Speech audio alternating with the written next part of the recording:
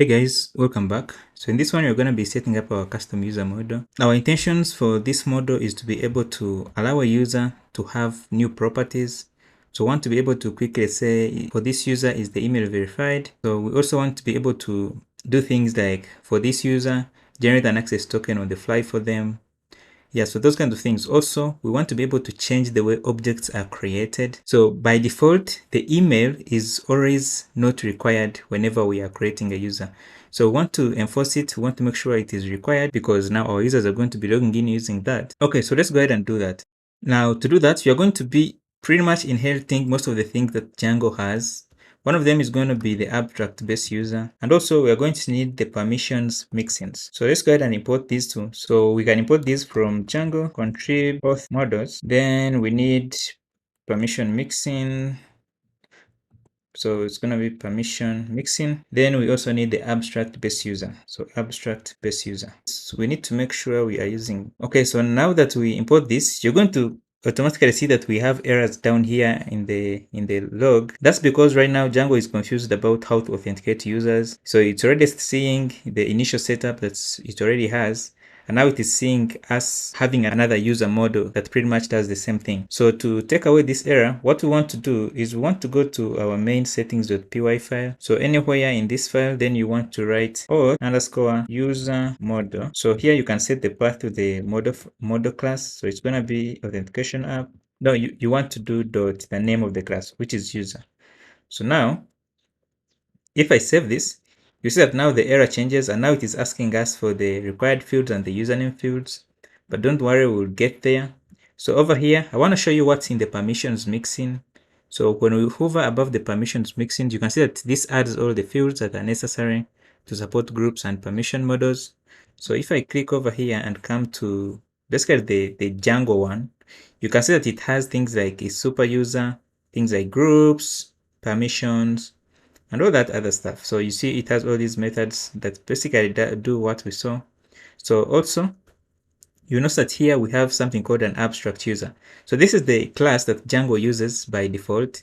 Now this pretty much inherits everything we were inheriting now, and this is the one that has all the fields. And down here you should see that it specifies the username field to be username and also the required fields. So we basically want to now override what this class is doing. So I'm going to copy everything in here. I'm going to copy everything. I'm not going to copy these other details because most likely we might not need them. I'm going to copy up to the required field section. Then I'm going to come to our model class. So over here, I'm going to paste them in. Then you can see that to validate the username, there is a username validator.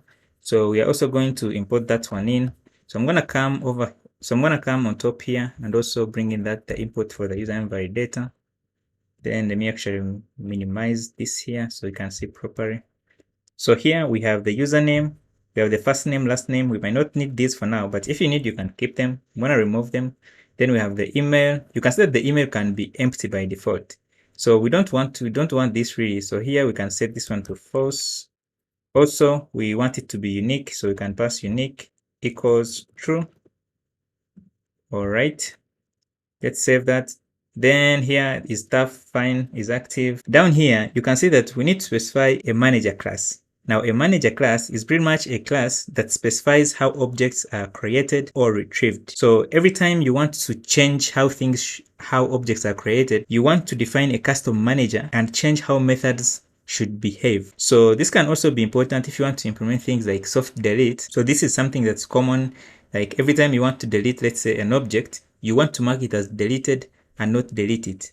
And also, let's say you want to retrieve all the objects. You don't want to retrieve the objects that were marked as deleted. If you're going to need to implement those kinds of things, you're going to define your manager and also change how things are retrieved or created. So in our case, we need to alter the way things are created in a way that whenever we create a user, we want to specify that they will be using the email as their login or as their username, which is like the default. But let's first change here the username field to be email and not username. So for the required fields, we also want our users to have the usernames. So we also want to make it required. So for the manager, we are going to be inheriting from the user manager that already exists. but we're going to be changing a few things. So I'm going to rename this one to, I want to call it my user manager. So over here, we can create a class. So this one is going to be called my user manager. Now it's going to inherit from user manager. In here, I'm going to do a pass. Then let's import the user manager.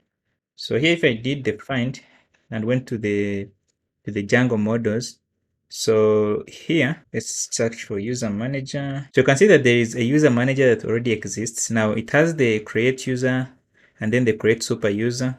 It also has this with PAM that basically ensures that the permissions are good of the user object.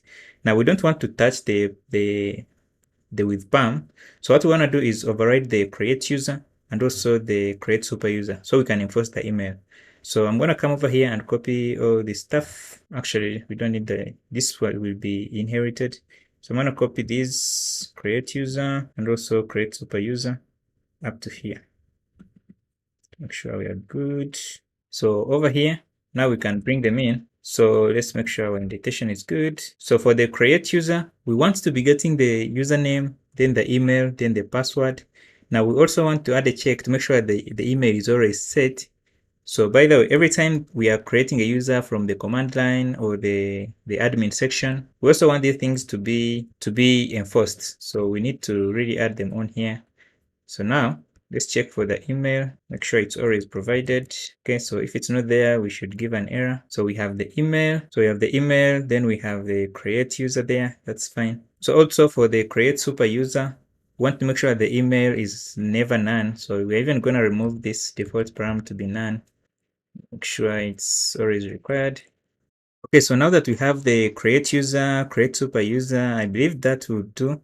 What we want is to make sure that our import is correct. So instead of us inheriting base user manager, we can inherit user manager here. Make sure that is the one over here. So now in our class, we can now add our properties. So we are going to want email verified like this. So this is going to be a Boolean field. So we can have something like this. I'm going to copy this and also have it here. It's going to be a Boolean field. This should be email verified. So the default is going to be false because we want to only change it when they actually click a link we send them. Then we can change the helper text. So designate whether the user email, this user's email is verified, should be treated as verified. Okay, let's remove this. Oh, so let's remove this. Okay, so now that we have that, we also want to set up a token. Now the token, we don't want it to be saved in the database. So over here, I'm going to set up a function called token. So dev token. So this is going to be, of course, we're in a class, we need to pass self. So here we can have a way that we can generate a token for the user every time we say user.token. I'm going to mark this function as a property. Say that token can be a property of the user, and we can be doing things like user.token without having to instantiate a class. So here I'm going to be returning empty for now, but we'll come back to it when we set up our JWT authentication, so we can be able to generate our tokens. So I'm going to bring up the terminal here. So it looks like we have an indentation error. So over here we have, this should be up to here. Let's save it. So we need to import this underscore from translation. By the way, the underscore is used to lazily translate these keys here if we are creating a multi-language app. Import get text lazy like this as underscore. All right, so we need to import time zone also. So from Django.utils, import time zone. Okay, so when we have this, you see that now down here our things are failing.